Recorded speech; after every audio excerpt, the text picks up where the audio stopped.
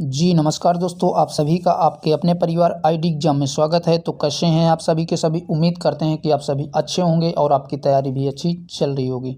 तो दोस्तों, जैसा कि आप सभी को पता है कि आपकी शाम को 6 बजे यूपी टेपलसी पीटी की क्लास होती है और आज की क्लास में हम प्रीवियस ईयर क्वेश्चन पेपर को सॉल्व करेंगे, जो कि 24/8/2021 फर्स्ट शिफ्ट का पेपर है। ठीक है दोस्तों, तो आज इसी के क्वेश्चनों पर हम डिस्कस करेंगे और इस क्लास में हम केवल जीके, जीएस, करंट अफेयर तथा हिंदी के क्वेश्चनों को ही कवर करेंगे। और चैनल पे नए हैं तो चैनल को सब्सक्राइब कर बेल आइकन को भी दबा दें, ताकि आगे आने वाले क्लासेस के अपडेट आपको मिलते रहें। और साथ ही हमने रुक्मणी पब्लिकेशन का और यूथ पब्लिकेशन का पूरा प्रैक्टिस सेट सॉल्व करवा दिया है। जिन लोगों ने उन प्रैक्टिस सेटों को नहीं देखा है तो चैनल पे एक अलग से प्लेलिस्ट बना दी गई है, वहाँ से आप देख सकते हैं। तो गुड मॉर्निंग भैया, गुड मॉर्निंग। आप सभी लोग जुड़ जाएं जल्दी से और वीडियो को ज़्यादा से ज़्यादा शेयर कर दें। गुड मॉर्निंग भैया, गुड मॉर्निंग। तो चलिए शुरू करते हैं आज की क्लास को।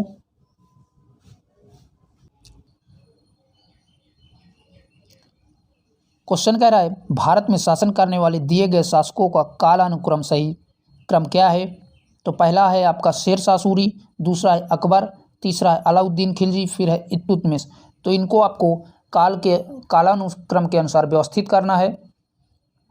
तो शेरशाह सूरी भैया 1540 से इसका शासन शुरू हुआ है।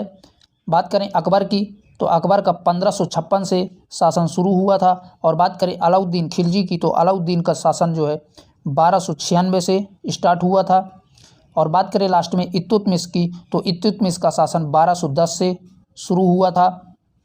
तो इस तरह से इनका कालानुक्रम हो जाएगा। तो कूट के माध्यम से पहले आपका 1210 यानी इल्तुतमिश आएगा, फिर आपका अलाउद्दीन खिलजी आएगा, फिर इसके बाद शेरशाह सूरी और लास्ट में अकबर आएगा। तो यहाँ से कूट के माध्यम से ऑप्शन नंबर बी राइट हो जाएगा। ठीक है दोस्तों, इसका यही सही रूप होगा। नेक्स्ट क्वेश्चन कह रहा है, निम्न में से कौन से संत शिवाजी के समकालीन थे। ये आपका प्रीवियस ईयर 2021 का पेपर है, पहले शिफ्ट का भैया, 24/8/2021 का। तो क्वेश्चन कहा है, निम्न में से कौन से संत शिवाजी के समकालीन थे। तो शिवाजी के समकालीन तुकाराम थे, तो ऑप्शन नंबर ए राइट बनेगा यहाँ से। नेक्स्ट क्वेश्चन कह रहा है, बंगाल के प्रथम गवर्नर जनरल कौन थे। तो बंगाल के प्रथम गवर्नर जनरल इन चारों में से आपका राइट आंसर बनेगा option number B, lord Warren Hastings. यही जो है बंगाल के प्रथम गवर्नर थे। और साथ ही बता दें, लॉर्ड क्लाइव की बात करें तो लॉर्ड क्लाइव बंगाल में द्वैध शासन की व्यवस्था को लागू किया था। और बात करें लॉर्ड लिटिल की तो लॉर्ड लिटिल के द्वारा अलीगढ़ में एक मुस्लिम एंग्लो महाविद्यालय की स्थापना की गई थी।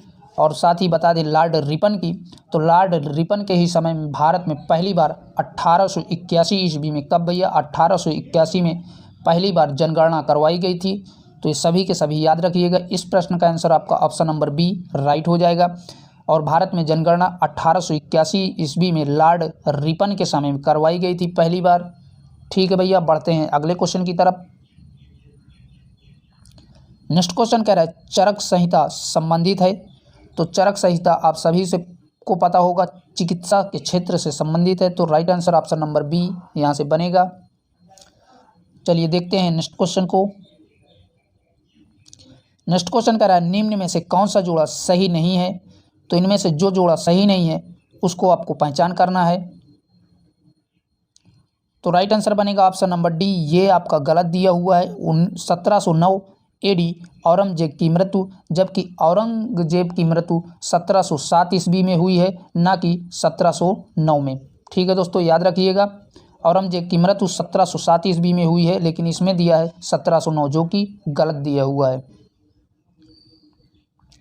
नेक्स्ट क्वेश्चन कह रहा है, इनमें से किसी भारत के ग्राड ओल्ड मैन के नाम से जाना जाता है। तो बताएं भैया राइट आंसर कौन सा बनेगा। तो यहाँ से राइट आंसर बनेगा ऑप्शन नंबर ए, दादा भाई नौरोजी को ग्राड ओल्ड मैन के नाम से जाना जाता है। ठीक है दोस्तों,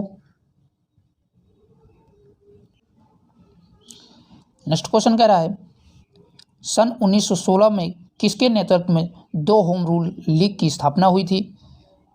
तो दो होम रूल लीग की स्थापना एनी बेसेंट और लोकमान्य तिलक चंद्र की अध्यक्षता में शुरू हुई थी। तो ऑप्शन नंबर ए आपका राइट बनेगा। और साथ ही बता दें एनी बेसेंट ने जो है होम रूल की स्थापना मद्रास से किए थे। कहाँ से भैया? मद्रास से जो है एनी बेसेंट के द्वारा किया गया था। लेकिन लोकमान्य तिलक चंद्र जो है ये बेलगांव से इन्होंने प्रारंभ किया था होम रूल लीग को। तो दोनों के दोनों याद रखिएगा, और ये दोनों जो है 1916 में हुए थे। ठीक है दोस्तों, नेक्स्ट क्वेश्चन कह रहा है निम्न का मिलान करें। तो पहला कह रहा है ब्रह्म समाज।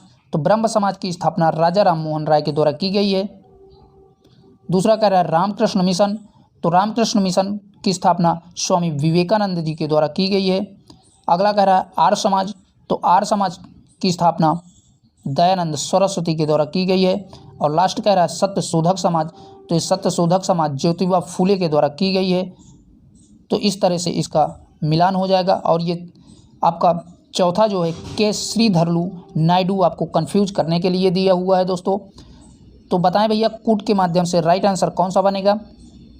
तो इसका राइट आंसर बनेगा ऑप्शन नंबर सी, जिसको ए को तीसरे से, बी को पहले से और सी को दूसरे से तथा डी को चौथे से मिलान कराया है। ठीक है दोस्तों, पढ़ते हैं नेक्स्ट क्वेश्चन की तरफ। अगला क्वेश्चन कह रहा है करो या मरो का नारा किसने दिया था? तो आप सभी को पता होगा कि करो या मरो का नारा महात्मा गांधी के द्वारा दिया गया था। तो ऑप्शन नंबर डी यहाँ से राइट बनेगा। और कभी कभी पूछ लेता है कि करो या मरो का नारा महात्मा गांधी ने किस आंदोलन में दिया था? तो बता दें भारत छोड़ो आंदोलन में इन्होंने करो या मरो का नारा दिया था। ठीक है भैया। अगला क्वेश्चन कह रहा है जब सुभाष चंद्र बोस ने भारतीय राष्ट्रीय कांग्रेस के अध्यक्ष पद से इस्तीफा दिया था तो इस पद का प्रस्ताव किसे दिया गया था? तो बताएं भैया जब सुभाष चंद्र बोस ने जो है भारतीय राष्ट्रीय कांग्रेस के अध्यक्षता पद से इस्तीफा दे दिया था तो यह पद किसको प्रस्ताव किया गया था? तो राइट आंसर बनेगा डॉक्टर राजेंद्र प्रसाद को यह पद दिया गया था। और साथ ही बता दें 1938 में, कब भैया? 1938 के कांग्रेस के हरिपुर अधिवेशन में सुभाष चंद्र बोस पहली बार कांग्रेस के अध्यक्ष बने थे। तो याद रखिएगा।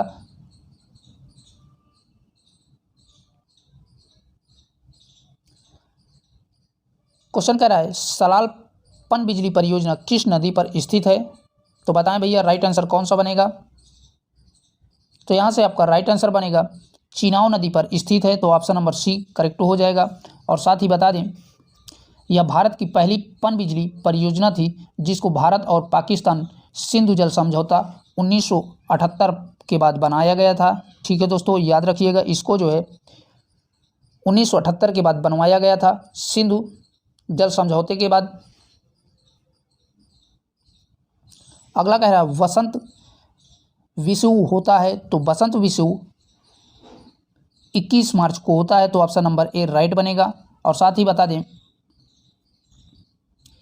23 सितंबर को, कब भैया? 23 सितंबर को शरद विषुव होता है। क्या भैया? शरद विषुव 23 सितंबर को होता है। और वसंत विषुव आपका 21 मार्च को होता है। तो दोनों के दोनों याद रखिएगा, पूछ सकता है। अगला कह रहा है राजस्थान में खेतड़ी परियोजना किसके उत्पादन के लिए प्रसिद्ध है? तो राजस्थान में खेतड़ी परियोजना तांबा के लिए प्रसिद्ध है। तो ऑप्शन नंबर सी यहाँ से राइट बनेगा। ठीक है दोस्तों, नेक्स्ट क्वेश्चन कह रहा है काजीरंगा राष्ट्रीय उद्यान स्थित है। तो आप सभी को पता होगा कि काजीरंगा राष्ट्रीय उद्यान कहाँ पर स्थित है, कमेंट बॉक्स में बताएं। तो यह असम राज्य में स्थित है। और बता दें यह काजीरंगा राष्ट्रीय उद्यान एक सींग वाले गैंडे के लिए प्रसिद्ध है तथा इसको 1885 ईस्वी में, कब भैया? 1885 ईस्वी में यूनेस्को के विश्व विरासत श्रेणी में भी शामिल किया गया है। सींग वाले गैंडे के लिए प्रसिद्ध है। ठीक है दोस्तों, बढ़ते हैं अगले क्वेश्चन की तरफ। एक बार दोस्तों आप वीडियो को लाइक और शेयर जरूर कर दें अपने दोस्तों में। क्वेश्चन कह रहा है निम्न में से कौन सी हिमालयी तंत्र नदियां हैं? तो आपको इन चारों में से बताना है कौन कौन सी हिमालयी नदी तंत्र हैं। तो पहला कह रहा है कावेरी, ये नहीं है। दूसरा कह रहा है गंगा, ये है। तीसरा कह रहा है ब्रह्मपुत्र, ये भी है। और चौथा कह रहा है गोदावरी, तो गोदावरी भी नहीं है। तो यहाँ से आपने देखा दूसरा और तीसरा राइट है। तो कोड के माध्यम से आपका ऑप्शन नंबर बी राइट बनेगा, जिसमें दूसरा और तीसरा दिया हुआ है। क्वेश्चन है जो कि 16 नंबर का है, बैंक दर का अर्थ है। तो इन चारों में से बता सकते हैं बैंक दर का अर्थ क्या है। तो राइट आंसर बनेगा ऑप्शन नंबर डी, देश के केंद्रीय बैंक द्वारा ली जाने वाली आधिकारिक ब्याज की दर, यही जो है बैंक दर का अर्थ होता है। इसको सीधे तौर से समझा जाए तो ब्याज की वह दर जिस पर आरबीआई द्वारा अपने ग्राहकों को लंबे समय तक के लिए ऋण दिया जाता है उसे ही बैंक दर कहा जाता है। ठीक है दोस्तों, याद रखिएगा। अगला क्वेश्चन कह रहा है, यदि आरबीआई नगद कोषान अनुपात को घटा दे तो साख सर्जन पर क्या असर होगा। तो साख सर्जन पर असर पड़ेगा कि वो बढ़ जाएगी। ठीक है दोस्तों, चलिए देखते हैं अगले क्वेश्चन की तरफ।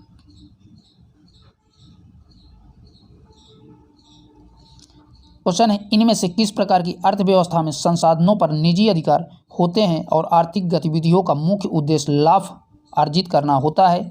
तो बताएं किसमें जो है लाभ अर्जित करना मुख्य उद्देश्य होता है।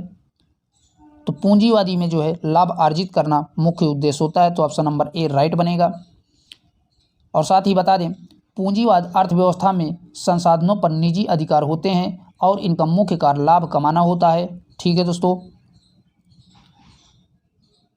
नेक्स्ट क्वेश्चन कह रहा है, 100 रुपये के नोट किसके द्वारा हस्तांतरित होता है।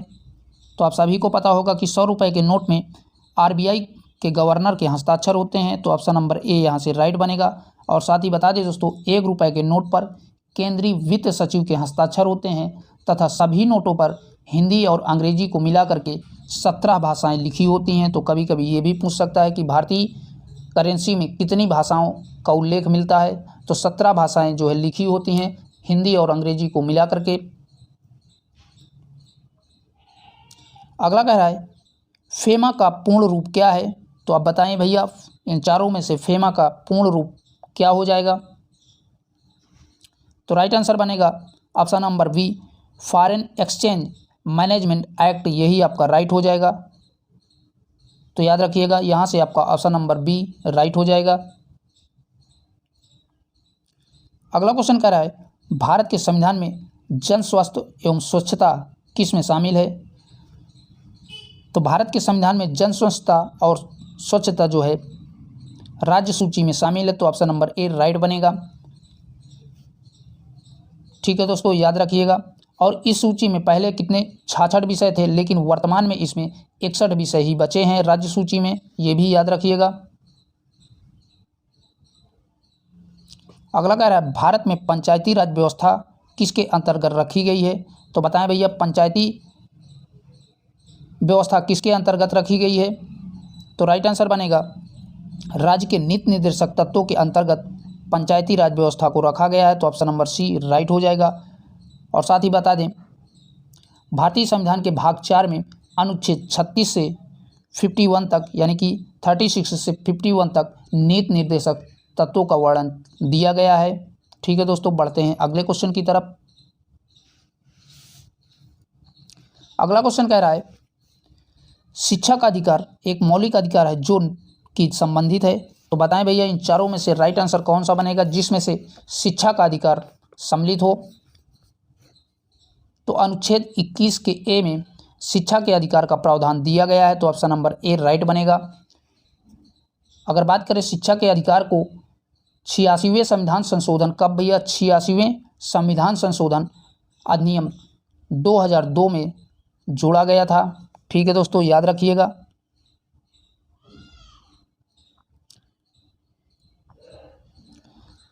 क्वेश्चन करा, निम्न में से किसने संविधान सभा में उद्देश्य प्रस्ताव रखा था। तो बताएं भैया, इन चारों में से राइट आंसर कौन सा बनेगा। तो जवाहरलाल नेहरू के द्वारा जो है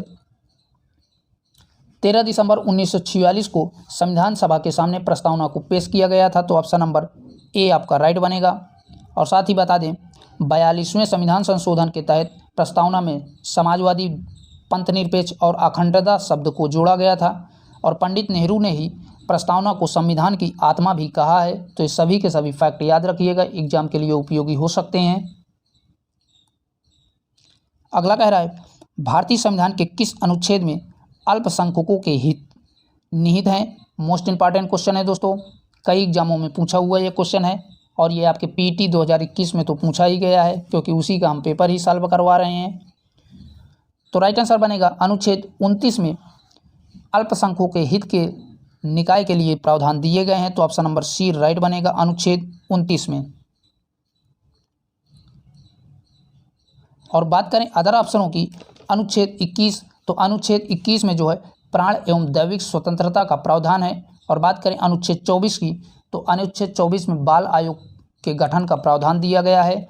तो दोनों के दोनों याद रखिएगा, अनुच्छेद 21 में प्राण एवं दैविक स्वतंत्रता का प्रावधान है तथा 24 में बाल आयोग के गठन का प्रावधान है। ठीक है दोस्तों, इस प्रश्न का आंसर ऑप्शन नंबर सी अनुच्छेद 29 में अल्पसंख्यकों के हित के लिए प्रावधान दिए गए हैं। नेक्स्ट कह रहा है ठोस चालक में धारावाहक होते हैं, तो ठोस चालक में मुक्त इलेक्ट्रॉन होते हैं, तो ऑप्शन नंबर सी राइट बनेगा। प्रकाश वर्ष किसके मापन की इकाई है? तो इन चारों में से बताएं राइट आंसर कौन सा बनेगा? तो ऑप्शन नंबर सी यहाँ से राइट बनेगा। एक वर्ष में निर्वात में प्रकाश द्वारा चली गई दूरी की जो है इकाई है। ठीक है दोस्तों, और साथ ही बता दें एक प्रकाश वर्ष इक्वल टू एक प्रकाश वर्ष बराबर 9.46 इंटू 10⁻15 होता है, मीटर के बराबर होता है दोस्तों। यानी कि एक प्रकाश वर्ष बराबर 9.46 गुणे 10⁻15 मीटर के बराबर होता है। तो याद रखिएगा, कभी कभी ये भी पूछ सकता है। अगला क्वेश्चन कह रहा है ब्लीचिंग पाउडर का रासायनिक नाम क्या है? तो ब्लीचिंग पाउडर का रासायनिक नाम बताएं भैया कौन सा होगा? तो राइट आंसर बनेगा option number B calcium oxychloride, यही जो है ब्लीचिंग पाउडर का रासायनिक नाम है। और बात करें इसके उपयोग की, तो इसको जो है जल के कीटाणुओं को मारने के लिए इसका उपयोग किया जाता है ब्लीचिंग पाउडर का। ठीक है भैया, बढ़ते हैं अगले क्वेश्चन की तरफ। अगला क्वेश्चन कह रहा है 18 कैरेट सोने में खारे सोने का प्रतिशत है, तो बताएं भैया राइट आंसर कौन सा बनेगा? तो इसको निकालने के लिए एक फार्मूला होता है, यानी कि खारे सोने का प्रतिशत इक्वल टू भार कैरेट में, तो कितना दिया है कैरेट में 18 दिया हुआ है, और अपॉन में इसके शुद्ध सोना कितना होता है 24 कैरेट होता है, इक्वल टू प्रतिशत के लिए 100 से मल्टीप्लाई। तो इसको आप डिवाइड करिए, तो 2 से डिवाइड करेंगे तो 2 9 18 और 2 से इसको डिवाइड करेंगे तो 12 आ जाएगा। 4 से डिवाइड कर दीजिए 12 को, तो 4 ही 12 3 आया, और इसको 100 को 4 से डिवाइड करेंगे तो 25 आ जाएगा, क्योंकि 25 चौको 100 होता है। और 3 का 3 से 9 को डिवाइड कर देंगे तो 3 3 का 9 कितना आ गया भैया?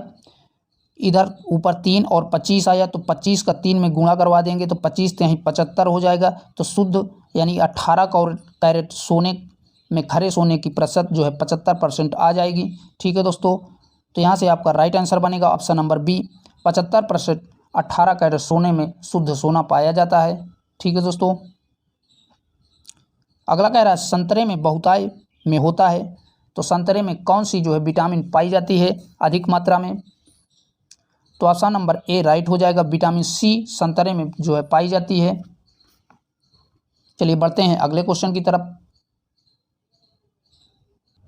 क्वेश्चन कह रहा है एकल का विलोम शब्द है, तो एकल का मतलब होता है कि अकेला, तो एकल का विलोम शब्द हो जाएगा बहुल, तो ऑप्शन नंबर ए राइट बनेगा।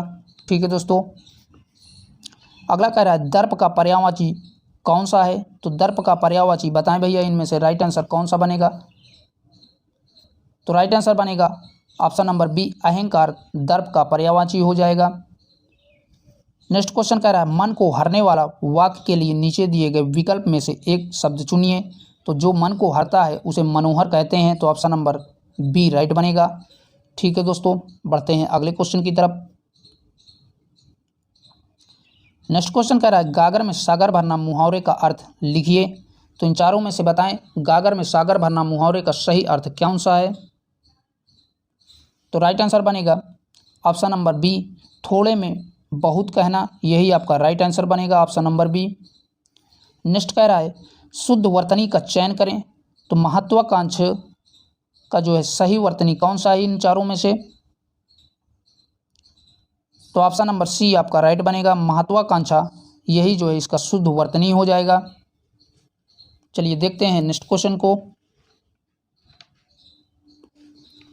दोस्तों आप अगर इस 2021 और 2022 के प्रीवियस ईयर क्वेश्चनों पेपर को सॉल्व कर लेते हैं तो आपका 30% तो वैसे ही सिलेबस कवर हो जाएगा, क्योंकि पीटी के द्वारा रिपीटेड क्वेश्चन पूछे जाते हैं। तो क्वेश्चन कह रहा है जो कि 51 नंबर का है, निम्न में से किस शहर में लाइट हाउस परियोजना का क्रियान्वयन नहीं हुआ है? तो इनमें से बताएं भैया राइट आंसर कौन सा बनेगा? तो यहाँ से आपका राइट आंसर बनेगा ऑप्शन नंबर डी, पटना में जो है लाइट हाउस परियोजना का क्रियान्वयन नहीं किया गया है। ठीक है, अगला कह रहा है कौन सी भारतीय दूरसंचार कंपनी विश्व की 5वीं सबसे मजबूत ब्रांड है? तो रिलायंस जियो भारतीय दूरसंचार कंपनी विश्व की 5वीं सबसे मजबूत ब्रांड बन गई है। तो ऑप्शन नंबर ए राइट बनेगा। नेक्स्ट है बोल्ड परियोजना हाल ही में भारत के किस राज्य में शुरू की गई है? तो बोल्ड परियोजना राजस्थान से शुरू की गई थी। तो ऑप्शन नंबर ए राइट हो जाएगा, जो 2021 में शुरू की गई थी। ठीक है दोस्तों, अगला कह रहा है संयुक्त राष्ट्र की कोवैक्स योजना के अंतर्गत कोविड-19 की मुफ्त वैक्सीन पाने वाला पहला देश कौन सा है? तो बताएं भैया राइट आंसर कौन सा बनेगा? तो यहाँ से आपका ऑप्शन नंबर ए राइट बनेगा, घाना यही जो है पहला देश बन गया है। अगला कह रहा है अंतरिक्ष में जाने वाली भारतीय मूल की दूसरी अमेरिकी महिला अंतरिक्ष यात्री कौन है? तो बताएं भैया राइट आंसर कौन सा बनेगा? तो राइट आंसर बनेगा ऑप्शन नंबर ए, सिरिसा बंदाला यही जो है दूसरी अमेरिकी महिला अंतरिक्ष यात्री बन गई हैं। ठीक है दोस्तों, नेक्स्ट है उस भारतीय पहलवान का नाम क्या है जिस पर हाल ही में डोपिंग के लिए 2 साल का प्रतिबंध लगाया गया है? तो राइट आंसर यहाँ से बनेगा option number B, Sumit Malik को जो है 2 साल के लिए प्रतिबंधित कर दिया गया है। क्वेश्चन कह रहा है जो कि 57 नंबर का है, भारत का वह कौन सा प्रथम राज्य है जहां end to end E cabinet प्रणाली लागू की गई है? तो हिमाचल प्रदेश के द्वारा जो है end to end E cabinet प्रणाली लागू की गई है। तो right answer option number B, Himachal Pradesh. अगला कह रहा है किस भारतीय मंत्रालय द्वारा हाल ही में 2019-2020 के लिए UDISE प्लस शुरू किया गया है? तो ये भैया शिक्षा मंत्रालय के द्वारा शुरू किया गया है। तो ऑप्शन नंबर बी यहाँ से राइट बनेगा। और साथ ही बता दें UDISE प्लस का full form United information system for education plus इसका पूरा नाम है। ठीक है दोस्तों, और यह शिक्षा मंत्रालय के द्वारा जो है शुरू किया गया था। अगला कह रहा है स्मार्टफोन निर्माता वीवो ने किस क्रिकेट खिलाड़ी को अपना ब्रांड एम्बेसडर नियुक्त किया है? तो आप सभी को पता होगा वीवो ने विराट कोहली को अपना ब्रांड एम्बेसडर चुना है। तो ऑप्शन नंबर ए करेक्ट हो जाएगा। अगला क्वेश्चन कह रहा है आर्टिफिशियल इंटेलिजेंस पर आधारित पोर्टल सुपेक भारत के किस न्यायालय के लिए शुरू किया गया है? तो सर्वोच्च न्यायालय के लिए इसे शुरू किया गया है। तो ऑप्शन नंबर सी आपका राइट बनेगा। ठीक है दोस्तों, याद रखिएगा। चलिए बढ़ते हैं अगले क्वेश्चन की तरफ। अगला क्वेश्चन कह रहा है कितने भारतीय राज्य नेपाल से सीमा साझा करते हैं? तो बताएं भैया कितने भारतीय राज्य नेपाल की सीमा साझा करते हैं? तो ऑप्शन नंबर ए राइट बनेगा, 5 राज्य जो है नेपाल के साथ सीमा साझा करते हैं। अगला कह रहा है निम्न में से कोस्टा रिका की राजधानी कौन सी है? तो कोस्टा रिका की राजधानी सान जोस है। तो ऑप्शन नंबर बी राइट बनेगा। और बात करें दोस्तों इसकी मुद्रा की, तो इसकी मुद्रा कोलन है। तो याद रखिएगा दोस्तों। चलिए बढ़ते हैं अगले क्वेश्चन की तरफ। नेक्स्ट क्वेश्चन है केंद्र शासित प्रदेश लक्षद्वीप की आधिकारिक भाषा निम्न में से क्या है? तो केंद्र शासित प्रदेश लक्षद्वीप की आधिकारिक भाषा मलयालम है। तो ऑप्शन नंबर बी करेक्ट बनेगा। ठीक है दोस्तों, नेक्स्ट क्वेश्चन कह रहा है भारत के संविधान के अनुसार लोकसभा के सदस्यों की अधिकतम संख्या क्या है। तो भारत के संविधान के अनुसार लोकसभा की अधिकतम संख्या, चारों में से बताएं भैया। तो राइट आंसर बनेगा 552, ऑप्शन नंबर डी यही है आपका राइट बनेगा। ठीक है दोस्तों, बढ़ते हैं अगले क्वेश्चन की तरफ। क्वेश्चन कह रहा है हिंदी दिवस कब मनाया जाता है। मोस्ट इंपॉर्टेंट क्वेश्चन है ये, आपका यूपीएसआई और यूपी पुलिस तथा पेट तीनों का पूछा हुआ क्वेश्चन है ये दोस्तों, और अदर एग्जामों में भी कई बार ये पूछा हुआ क्वेश्चन है। हिंदी दिवस कब मनाया जाता है, तो आप सभी को पता होगा कि हिंदी दिवस 14 सितंबर को मनाया जाता है। तो ऑप्शन नंबर ए आपका राइट बनेगा। अगला क्वेश्चन कह रहा है इनमें से कौन सा देश सार्क का सदस्य नहीं है। ये भी आपका इंपॉर्टेंट क्वेश्चन है। तो सार्क का सदस्य जो है म्यांमार देश नहीं है। तो ऑप्शन नंबर डी राइट बनेगा। और अगर बात करें दोस्तों सार्क की स्थापना की, तो इसकी स्थापना 8 दिसंबर 1985 में इसकी स्थापना हुई थी। और इसके मुख्यालय की अगर बात करें तो इसका मुख्यालय काठमांडू में स्थित है। ठीक है दोस्तों, याद रखिएगा। अगला कह रहा है निम्न में से किस स्थान पर अजंता एलोरा की गुफाएं स्थित हैं। तो इन चारों में से आप बता सकते हैं कमेंट बॉक्स में कहाँ पर जो है अजंता और एलोरा की गुफाएं स्थित हैं।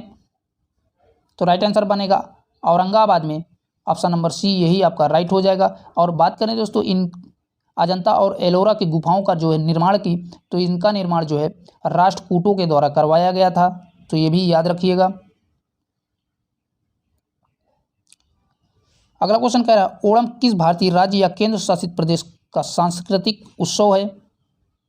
तो ओणम भैया केरल राज्य का जो है एक प्रकार का सांस्कृतिक उत्सव है। तो ऑप्शन नंबर बी राइट बनेगा। क्वेश्चन कह रहा है जो कि 69 नंबर का है, निम्न में से कौन सा ग्रह सूर्य के सबसे नजदीक है। तो इन चारों में से बताएं भैया कौन सा होगा। पृथ्वी, चंद्रमा, मंगल, बुध, कौन सा इसमें से राइट है। तो राइट आंसर बनेगा ऑप्शन नंबर डी, बुध ग्रह सूर्य के सबसे नज़दीक है। और यह जो है सौरमंडल का सबसे छोटा ग्रह भी माना जाता है 9 ग्रहों में। ठीक है दोस्तों, नेक्स्ट क्वेश्चन कह रहा है नोबेल पुरस्कार जीतने वाले प्रथम एशियाई कौन है। तो बताएं भैया नोबेल पुरस्कार पाने वाले प्रथम एशियाई कौन है। तो आपका राइट आंसर बनेगा option number C, Rabindranath Tagore यही जो है प्रथम एशियाई नोबेल पुरस्कार पाने वाले हैं। और बात करें दोस्तों इनको 1913 ईस्वी में गीतांजलि पुस्तक के लिए मिला था रविन्द्रनाथ टैगोर को नोबेल पुरस्कार। तो याद रखिएगा दोस्तों। तो दोस्तों आज के लिए इतना ही। यहीं तक आपके जीके जीएस करंट अफेयर के क्वेश्चन थे जो हमने आपके साथ डिस्कस किया। और वीडियो को ज़्यादा से ज़्यादा अपने दोस्तों में शेयर करें।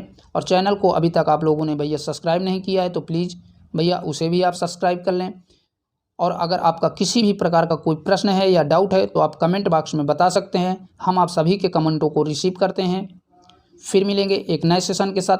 तब तक के लिए सभी को जय Hind, bye bye, take care.